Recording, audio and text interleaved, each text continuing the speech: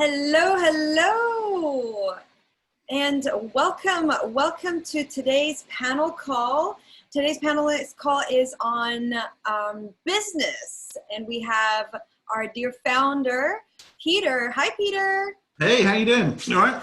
I'm doing great. How's your day been? Oh my goodness, so great. Really good. We always start our calls with our mornings with our morning hacks on Facebook, and that just sets my day up. So I know that I've had feedback of people that they say it sets their day up, and it definitely sets my day up. I didn't sleep very well, and then I just started the day with Hack Mankind, and I'm on. Boom. And today, after this call, let's just, for everybody that's seen this, straight after this call, we have the revised time for our members only for our group support call. Which I'm really looking forward to. And I'm going to say that a couple of times because that call fires me up as well. But today is obviously, it's all about me. It's the Pete Show, right? So today is about business. So for those that haven't heard anything from me before, I was one of the first web developers in the UK. So I started in the web in 1992. I worked on the Yellow Pages, people like Sony, Colgate, Williams, Formula One, Ford, and then I went to the Middle East, to Dubai, set up a web agency there, left there just after 9/11, came back to the UK, another web agency, and then picked up an iPhone in duty free and set up a mobile agency based on an understanding of what there would be. And that was amazingly fun.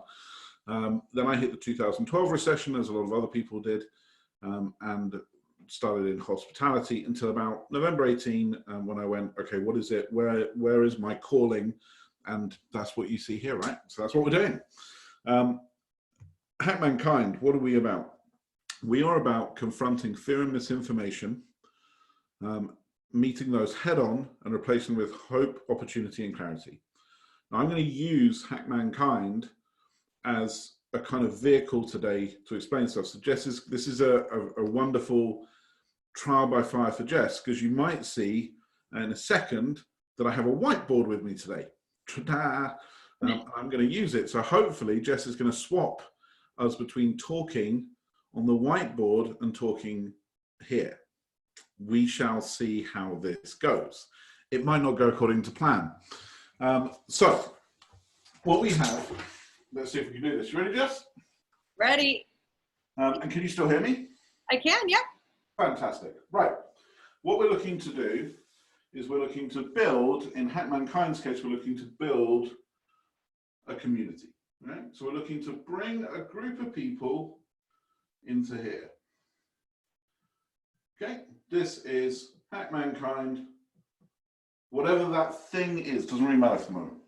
So what we have to do that is we have to have engagement. And I just managed to write circular as I wrote a long word. I was quite impressed with myself. Okay, and then around engagement, I'm going to write this nice and big to make sure you can see it.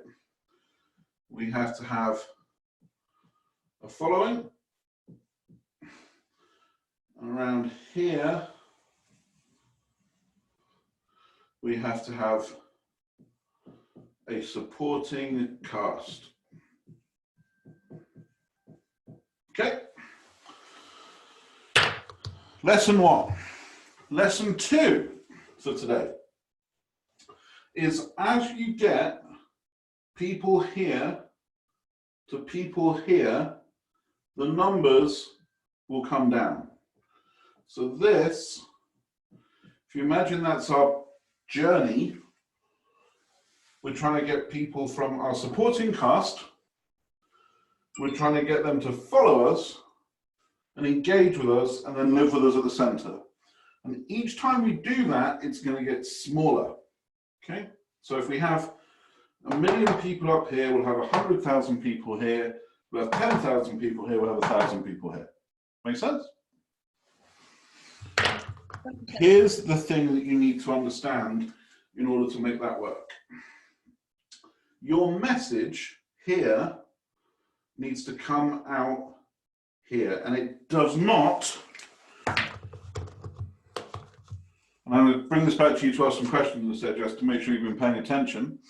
It does not look as you think it would, like this. Right? That's our message, yeah? That's not how it looks. And the reason I say that is because that has a linear progression on our message. What it actually looks like is more like this.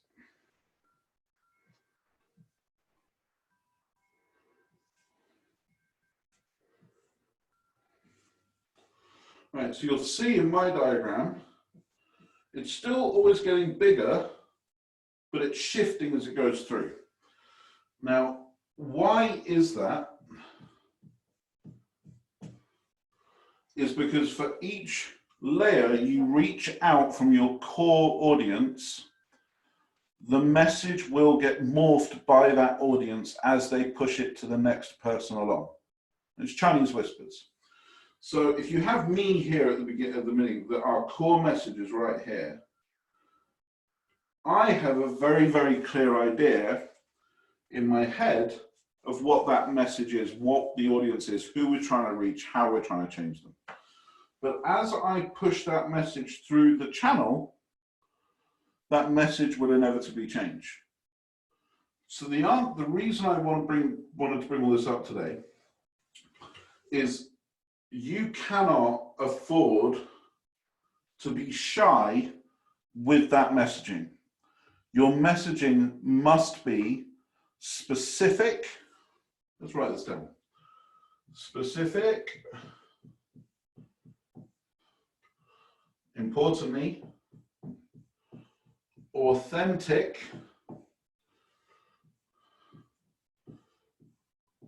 and a value add.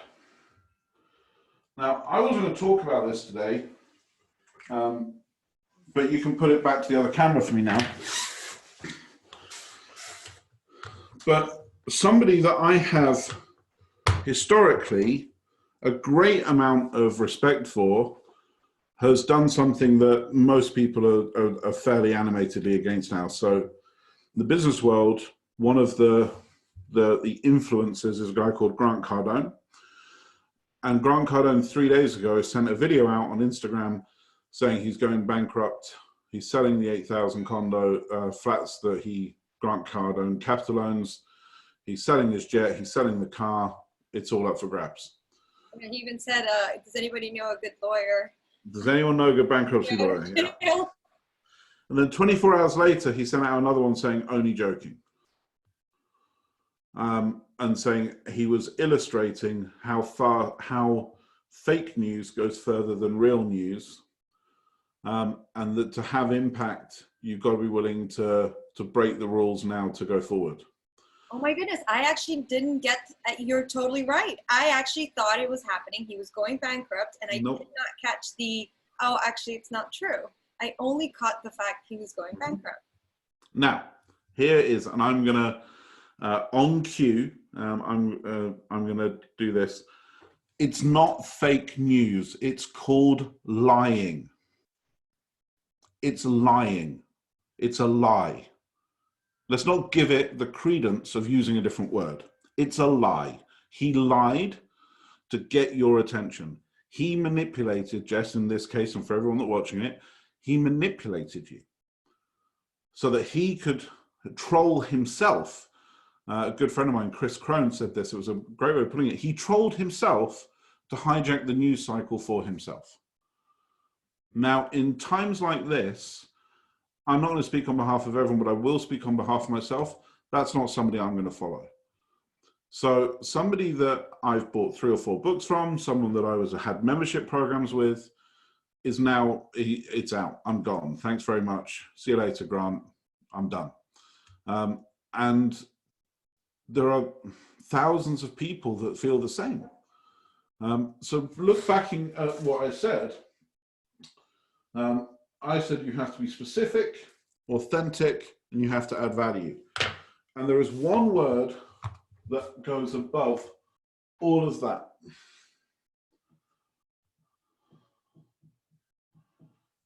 Which is integrity.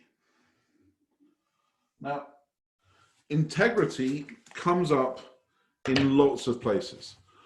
And I'll give you another good example. One of my historical jobs was helping people get good placements in Google, or helping people get a decent following on social media for their business.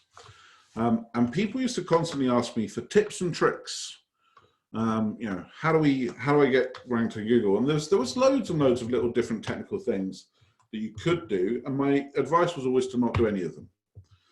Because Google's algorithm is essentially trying to find out, if I could ask everybody in the world, what 10 results should I show for good microphone for a webcam? If I could simultaneously ask everyone, which 10 sites would they agree people want to see? That's what Google's trying to do. They're trying to design an algorithm that mimics human behavior at a macro level.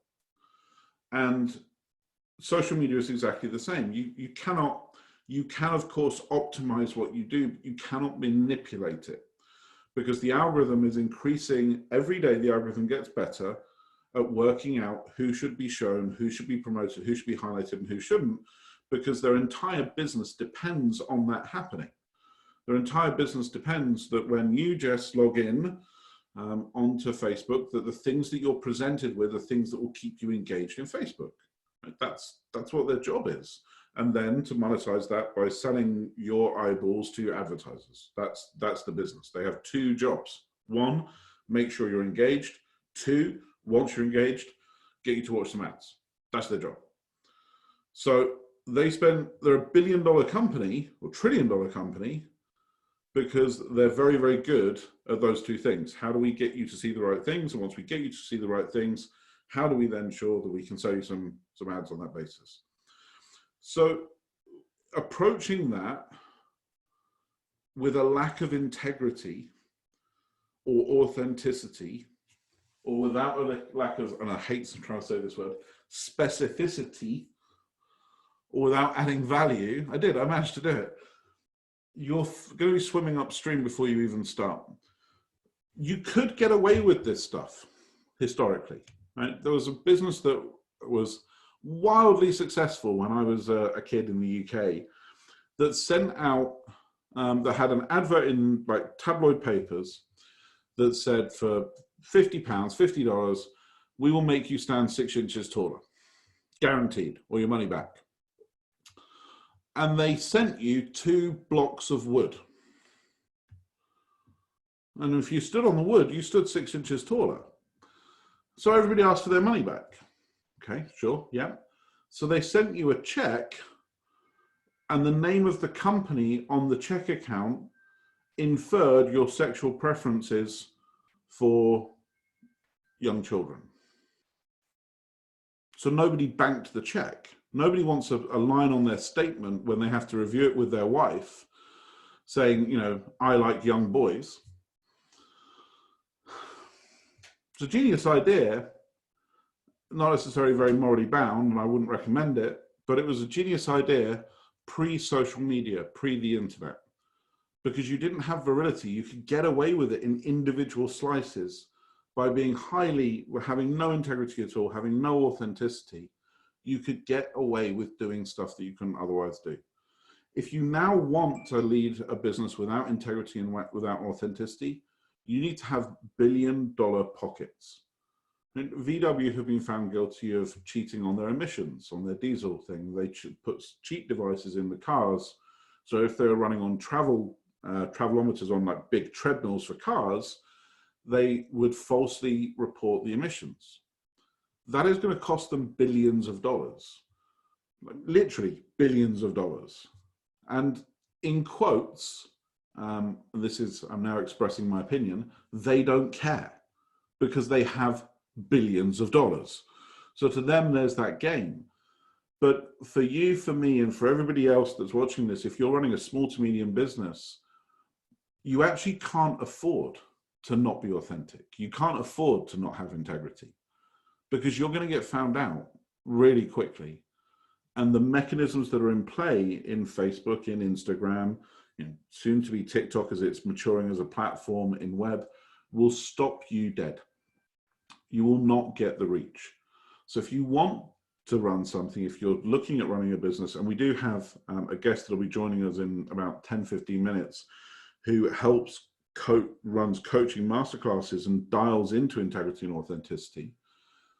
If you want to do that, that's where it is. You need to be hyper specific with what you're saying. You need to bring authenticity in everything you do. You need to add value wherever you are, and you need to do it with integrity. And if you do that, the message will go from your core all the way out to everybody else. I would also add sheer bloody mindedness to carry on doing it every single day and banging your head against a wall, because it will eventually crack through. But specificity, authenticity, add value, show integrity, and that message will end up out in that world.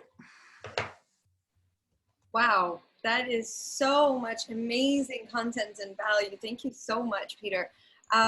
So I'm a little confused for one thing.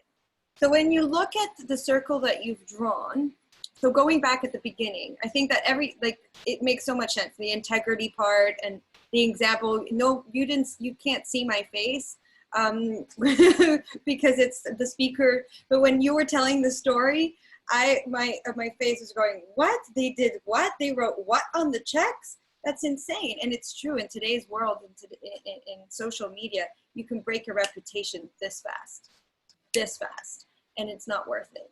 It's so not worth it.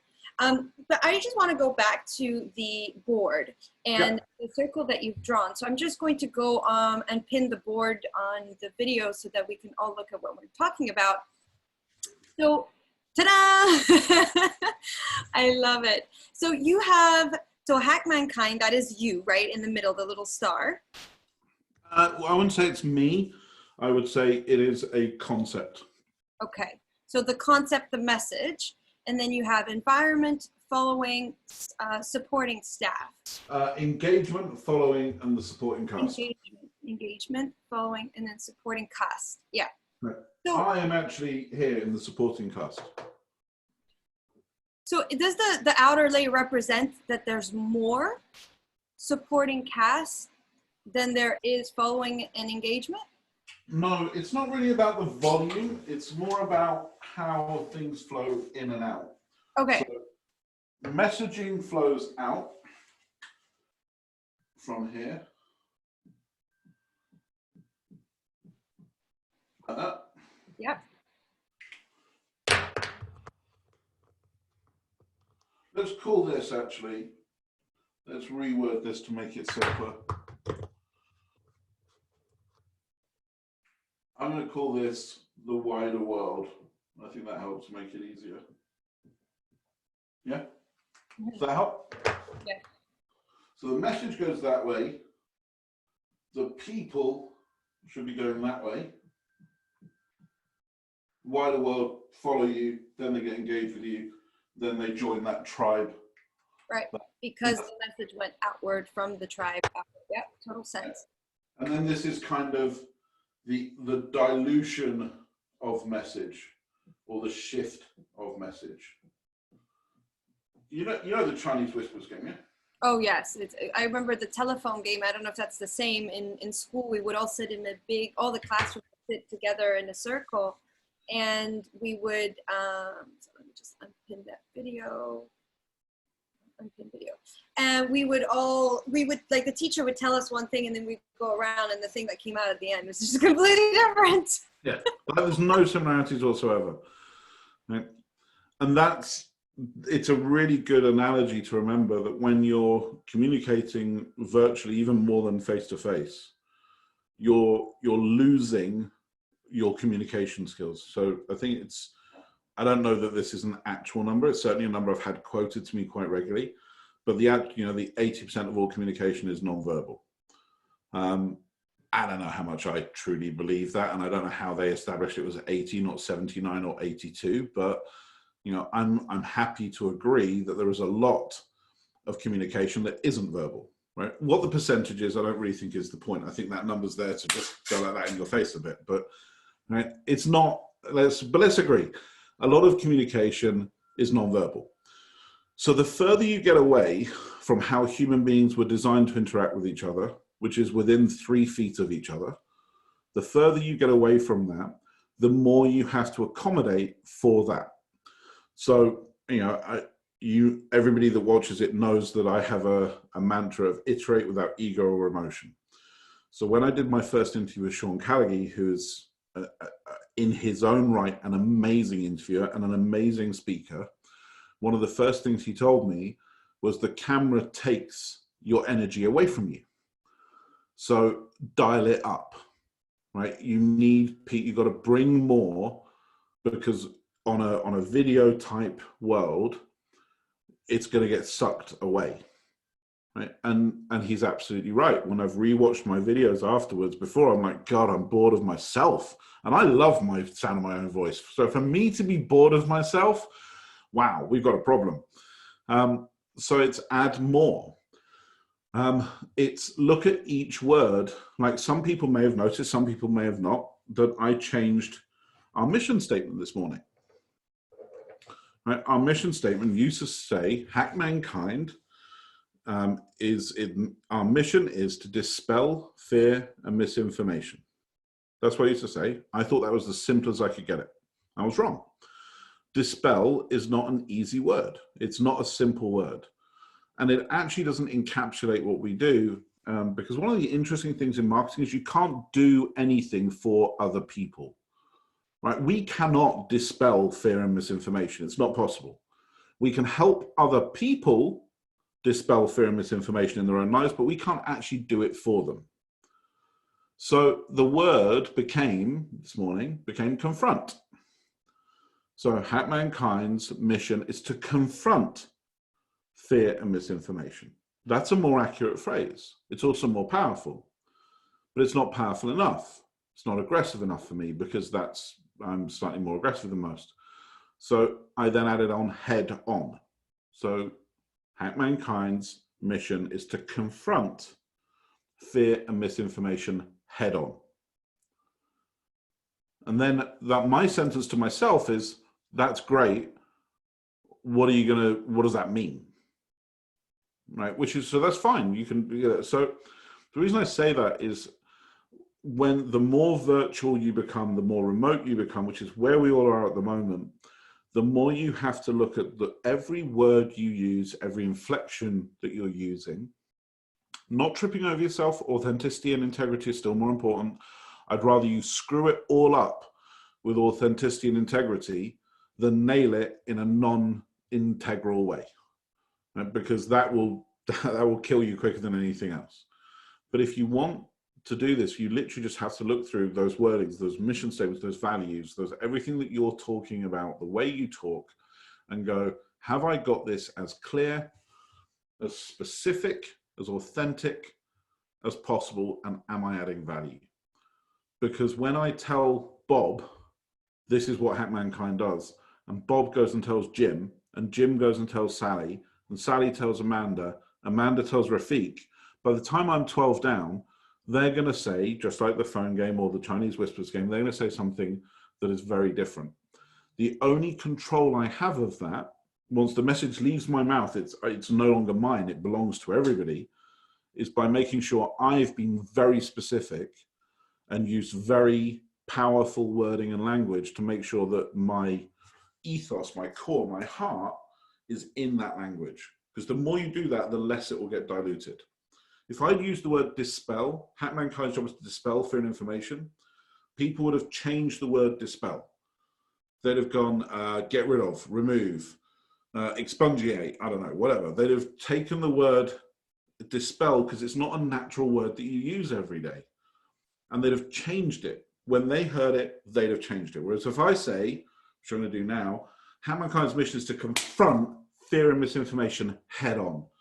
People will go, okay, I got that. I remember that. I'll say that. And they'll keep saying that.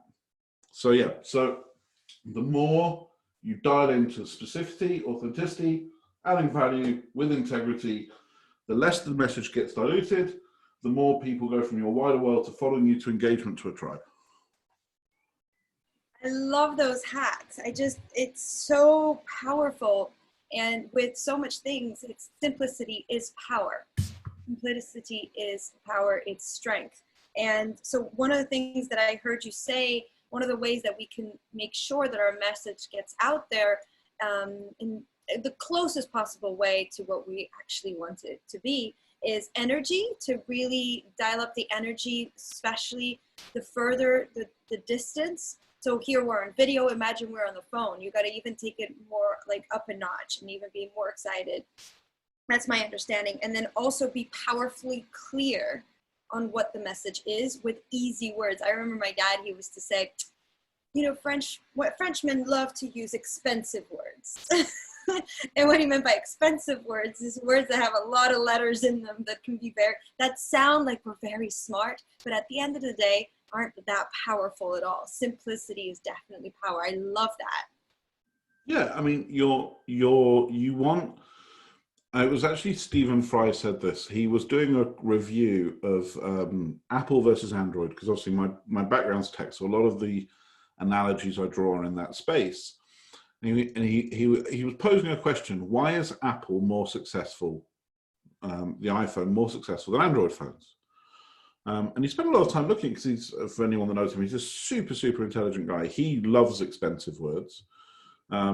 And I think in some ways to his detriment, because you feel stupid listening to him, right? I mean, his vocab is just off the charts good. But he did reach a really profound realization, which is, he said, Apple's true genius over everything else that they do, and they do lots and lots of stuff well, but Apple's true genius is understanding that the first connection between an individual and anything else is emotional, right? So, and we understand that with people. I like him, I hate him, I love him, I fancy him, whatever it might be. We understand that when we're talking about two people, but people have emotional connections to objects, and we are programmed to react emotionally first. So you want words that invoke emotion. You want imagery that invokes emotion, because that's what people remember. That's why people spend millions of dollars on celebrity endorsements. Right? The fact that Anna Friel might like a face cream is actually largely irrelevant, really, because it's one person. One person likes that. The fact that George Clooney drinks Nespresso doesn't actually, so what, is he a coffee connoisseur? Was he trained as a barista? I mean, why does his name and his experience matter? And it doesn't matter to the coffee. What it matters is that George Clooney invokes emotion in the people that follow him, that like him. So the emotion gets transferred from George Clooney to the coffee. That is why you have celebrity endorsements, because you're trying to, Nespresso are trying to get you to feel the same about the coffee as you do about George Clooney. I know that sounds crazy, but that's why celebrities get dropped so quickly. Like when Kate Moss kind of went off the rails a bit and, you know, put some stuff up her nose that she shouldn't have, every single fashion brand dropped her in a heartbeat. Right? She was still Kate Moss. She still looked the same. She was still, you know, if you believe it, if that's the way you're wired, she was still a beautiful woman. There's nothing had changed. Nothing had changed. And the things she'd done in the past. So when you did like what she was saying, she'd already done those things. The difference was that the emotion that Kate Moss then invoked was different. With some people, it was disgust. With it was disdain. It was some people, it was humor. It doesn't really matter. It was just a different set of emotions that were invoked. And the brands that were aligned with her didn't want those emotions attached to their products. I love that. That's so true. And would you say, so in relation to that, it goes back to, it made me think, then as, you know, not a celebrity, but as a business owner or somebody who's online and putting their message across, authenticity and integrity. Authenticity is really so important because people will align with who you are. And I have a feeling, so that's a side note that relates back to what you were teaching before.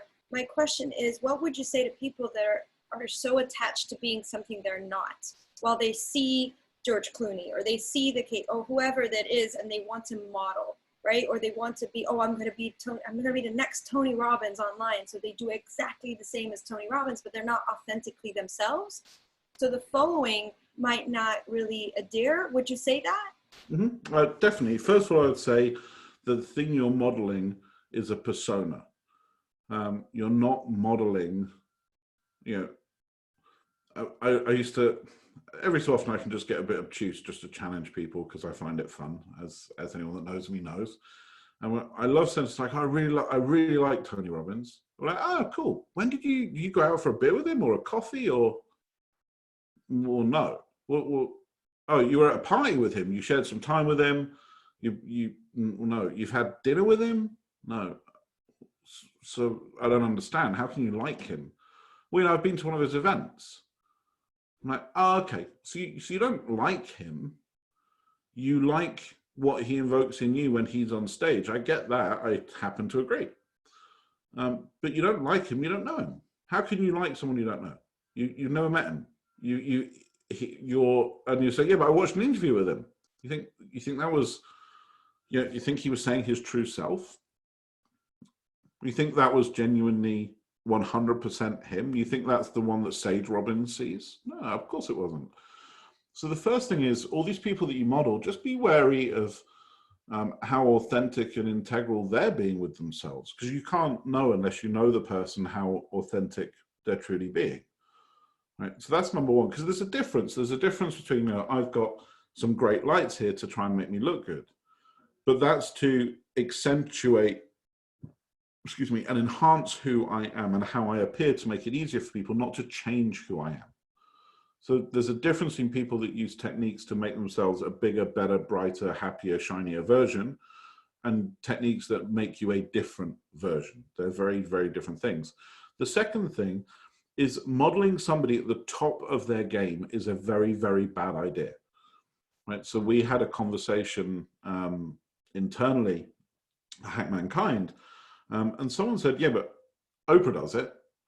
I'm like, yeah, Oprah can do anything she likes. It's Oprah, right? Oprah could enact the worst strategy in the world. Now, as it happens, she's an absolute marketing genius and her teams are phenomenal.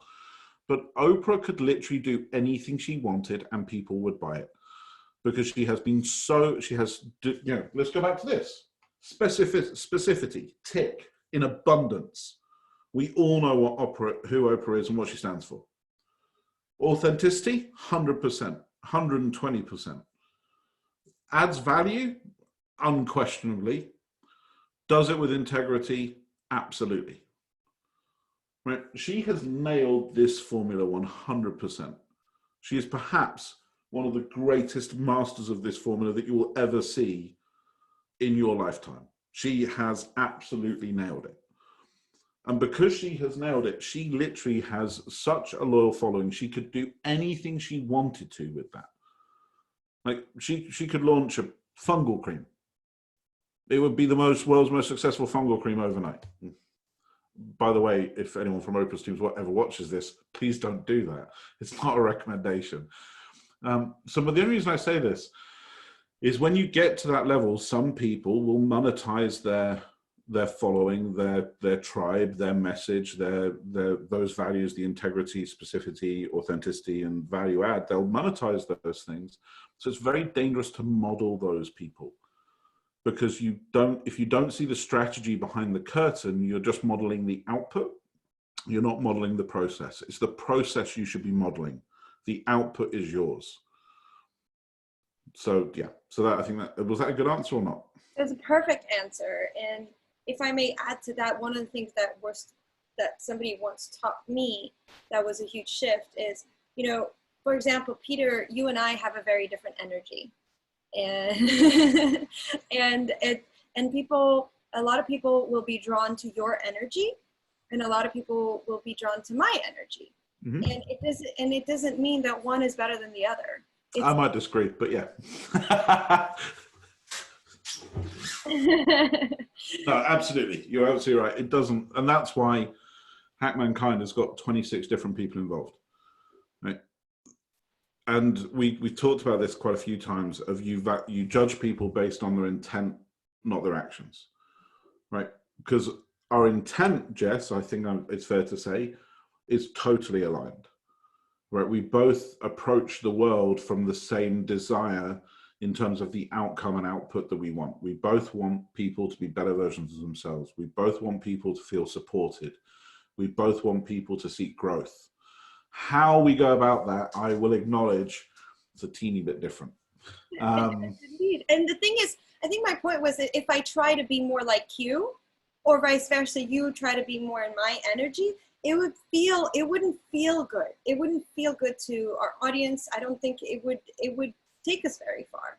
No, absolutely not. But I can watch what you do and go, those are things that Jess does well that I want to absorb, but that's tactics. I can absorb different tactics. You know, one of the things that you and I worked on was transitions in questions, and looking at who did things better and who did things, you know, who had space for improvement, and learning from each other. And this is a continual process. So we're not saying in any of this, don't mimic things. So if anyone's watching this, grab a microphone, grab a webcam, and record something and push it out to the world. That you should mimic. I am not the world's most attractive guy. I am not 85 kilos and look great and in the way I want to be. And those are things that stopped me initially doing this. Because I'm like, oh, you know, but I don't look like that guy, I don't look like that guy. You know, we all have that inside us. But the answer is, that's not my value. My value is I know how to take a business that's turning over 800K and turn it into 10 million. And I know how to take a business turning $30 million and turn it into 60. So if you're looking for this, looking for eye candy, well, wait till it swaps to Jess, not me. But if it's just that's something to mimic. Get over yourself and get on with it and do it. That's something to mimic. But how I've done this or how somebody else does this or da-da-da-da, that's not. And that's why the story of Grant Cardone to me is so relevant. This guy has 10,000 people, if the numbers are to be believed, in the Grant Cardone University. And actually, I've just illustrated my own point without even realizing it. I just said the sentence, if those numbers are to be believed. I wouldn't have said that 3 days ago. I said Grant Cardone is one of the most successful entrepreneurs in the world. He has 10,000 people in his university. That's what I said 3 days ago. Now I say Grant Cardone, he has 10,000 people in the university, if those numbers are to be believed. He has poured mistrust over everything that he has done. And that is the perfect example of of somebody that has broken one of those 4 rules. Is he being authentic? Sadly, I think he is. And I think that's even more scary than if he wasn't being. Is he adding value? Yeah, he is still adding value. That hasn't changed. Nothing about that's changed. Does he have a very specific message? Yes, he does. You know, the 10X rule is valid and very specific. You know, he's taken Hack Mankind's mission. He's turned it into the 10X rule. He's got it down to like 3 words. It's great because it's when you then talk to somebody else, you can't get it wrong. But he's broken integrity, which is the underpinning of all the rest. So if you break integrity, it really, really does hurt you. But we said we're going to bring on a special guest today. So I think it might now be time to do that. Jan, are you with us? Can we see your video? Yes. Can you guys hear me and see me? Absolutely. How are you? Doing very well. Following along with amazement, because it's very much along the lines how we operate. So I'm very glad you're sharing all of this. Well, it's been a pleasure, and I hope you got some value from as everyone else. But so before we ask how that links into what you're doing, where have you come from? What's your background? And I'm going to go and see what my dog is doing whilst you ask that for everybody else. So I'll be back in 2 seconds. All right. So so my name is Jan Broders, and together with my wife Sarah Antwerps, we are running what we call high class coaching practice. So we are coaching very influential people from various fields. So we can talk about this in a minute. And I'm originally from Germany, and my background is in hospitality. That's what I used to do in my first career before transitioning into personal development and coaching. And the whole why I was like smiling several times while you guys were talking about this was the whole idea of integrity, because I went into hospitality, and because during some garden party right after I graduated high school at 3 a.m. or something in the morning, being slightly drunk, a friend recommended to me to go into hospitality, and this was like the reason I said, oh, okay, I heard this, I took it like as an advice, and the next morning, still hungover, I typed into my computer, okay, how do you apply to work in hotel? And I ended up in hotel management. But not really asking myself, is this what I want to do? Or do I even know what it means to be working in that environment? It was just, okay, he said it to me, I don't know what to do with my life, I'll just follow along. And so it was quite an interesting journey. I was really good at it because I noticed, okay, if you do a good job, they give you a lot of praise, and I really loved that. I was thriving on praise from the outside, and ended up being in a very select high potential program in a large American hotel company. And until after I was 27, I'd worked in 9 countries already, and I was working in revenue management. And on the way to work in the hotel lobby, I collapsed one morning.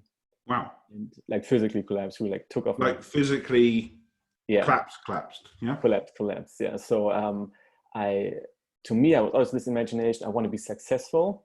And that meant to me, I want to wear a suit and a tie, right? That was my image of, I'm successfling, I've made it. Mm-hmm. And so it was so fun now looking back, and you can sort of interpret all these things however you want, but I was ripping off my tie, I was unbuttoning my shirt, I was taking off my shoes, I was laying half naked in that beautiful marble 5-star lobby, and waiting for the ambulance to come.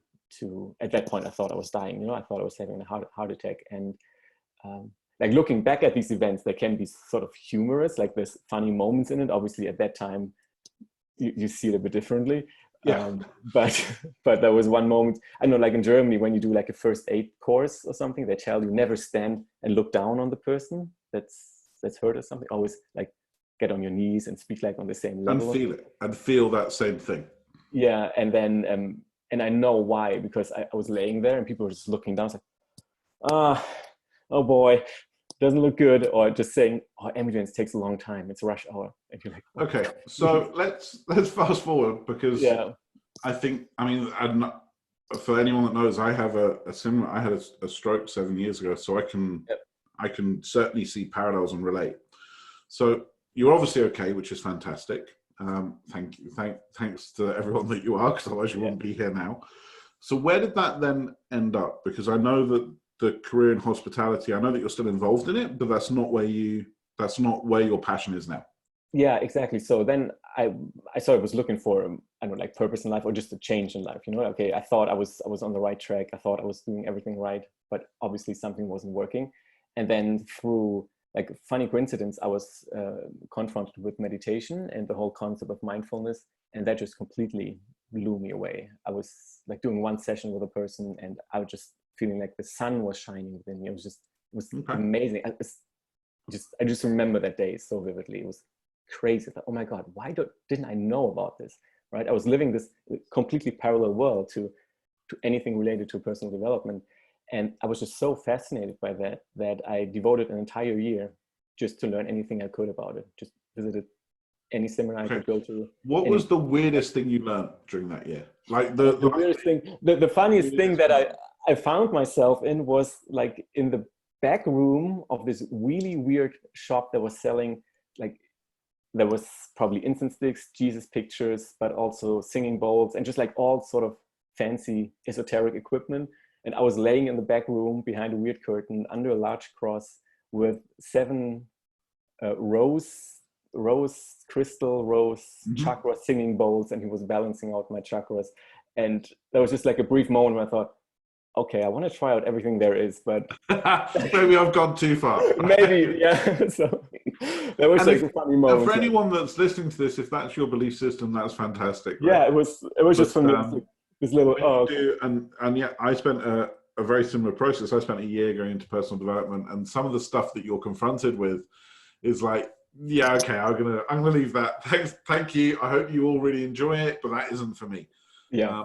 And that's a really important lesson, right? Take from, in this talk, in self-development and everything, take the things that add value to you and leave the things that don't. That's totally fine. Okay, so we've had Jan the hotelier, we've had Jan lying on the floor, we now have Jan lying underneath 7 singing bowls. Yeah. Yeah, and then really, just like you were saying, just being authentic, being in integrity with what you believe. I was then working for a very famous coach in Germany. I just thought, oh my God, there's people working in that industry, right? I was still looking to get back into a normal life, sort of normal, whatever that meant, like having some money and just like working and all. And I thought, okay, it'd be amazing to work for one of these people. I could use my skills from hospitality, and people would just sort of started approaching me. Okay, and you seem so much happier now than you did a few years ago when I last saw you. Or they saw like stuff on social media or something. Hey, can I talk to you? I really don't feel so well either. Or I heard that you had this breakdown a few years ago.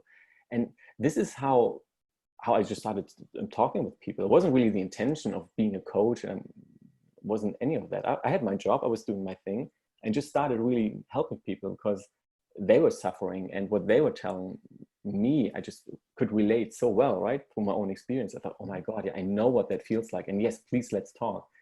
And then I noticed, oh, this is really enjoyable. This is so nice. If you see another person sort of start to change their life and get hope and start changing some things in their life, that I started doing some trainings in that field, you know, and meditation teacher training and all these things. And you see this quite regularly. I mean, when you're looking for this, you see it, which is, you see a lot of people that were young offenders go into prisons to talk. You see a lot of people that were alcoholics talk to alcoholics. You see a lot of drug addicts helping drug addicts. And I'm going to link this back to what I was just talking about. This is the very definition, guys, of authenticity. Right? If I'm saying to somebody, I can help you with your yogic breathing, right? They're going to go, yeah. But when I say to someone, I had a stroke 7 years ago because I was working 20 hours a day, and I understand why that happened. It's called an epiphany bridge. This is what was happening. This is what it caused. This is the moment that it all went horribly wrong. This is the realization. This is what I've done about it. And this is what, if you follow me, this is what you can do as well. So that's exactly what Jan's saying. From what I understand, you're saying, you know, people that were in that rat run of a life go, wow, for want of a better word, you escaped. You know, because they realize how unhappy they are that they haven't seen their kids. They're on their second marriage, and they can see that one going in the same way the first one went. And they're constantly chasing the next promotion, the next thing. They're never happy with where they are. And then they meet someone like you and you go, yeah, I kind of threw it all away, essentially, which is what you did. You threw away a promising career in hospitality. If you want to give a different narrative, you took a promising career with a major international hotel chain and went, no, I don't want that. I'm going to go and find who I am, have some singing bowls, which is brilliant. I love that. I love the visual of you in a back room with incense going with these bowls, going on and going, seriously, really? Is that what I'm about? But I only have 4 minutes left with you. So I want to understand, because what are you doing now to help people? So who is Jan now? Yeah, it's I still do help people with all these stress related things. This is one thing, just because I got so into it, I know so much about it. But really, I just help anybody who feels this internal pain of, okay, is this really me? You know, am I really living my life here or not? And this can be in different fields. It's like it can show up in your relationship, can show up in relationship with your children, like in a romantic relationship with your children, or even in business and jobs. But what really moves me, what touches me so much, is this pain that somebody feels when they're not being authentic, right? You can hold it, their values, their beliefs, etc. Yeah. And it's just because I know this feeling so well. It's not like I tell them, hey, this is what I did, you have to model me, just exactly like you were saying, right? Don't follow it, but hey, you can get out of this. And I'm so fueled by this, or I'm so motivated by this own pain that I felt, that I feel nobody else should be experiencing this. And if they do experience it, there is a way out, right? And so what we do, we work with, like, our goal, our strategy, and this is working with very influential people, if they're like in public life and show business, in whatever they are. So they have a large audience, or they're influential in the sense that they have a lot of money, right? Because they can have such a big impact on the world then again, right? We want to use that as, like, we're not using them, but it's like, just use that platform that they are. Yeah, but no, I don't think the word use is a problem there. It's not abuse, it's use, which is you plant those seeds in certain places and you'll have ripples, right? You'll have this kind of thing going so I was coaching with a representative of the German parliament, right? Working with her, and oh my God, she has so much influence, right? She's sitting on several committees that are about education and whatnot, and she learns all about mindfulness, about personal development. And if she just drops it like here and there, because she's so convinced now, it could change the entire education of all children in the country. So and the beautiful thing about, you know, I think, I can't remember the exact phrase, but it's something like greatness comes from tragedy. You know, I remember that stroke. I remember the feeling that maybe I was about to make it so that my wife had to bring up my child without me. I remember those feelings, and I choose deliberately to live there every so often, not for days, but for minutes. I'll go back to it and go, okay, all right.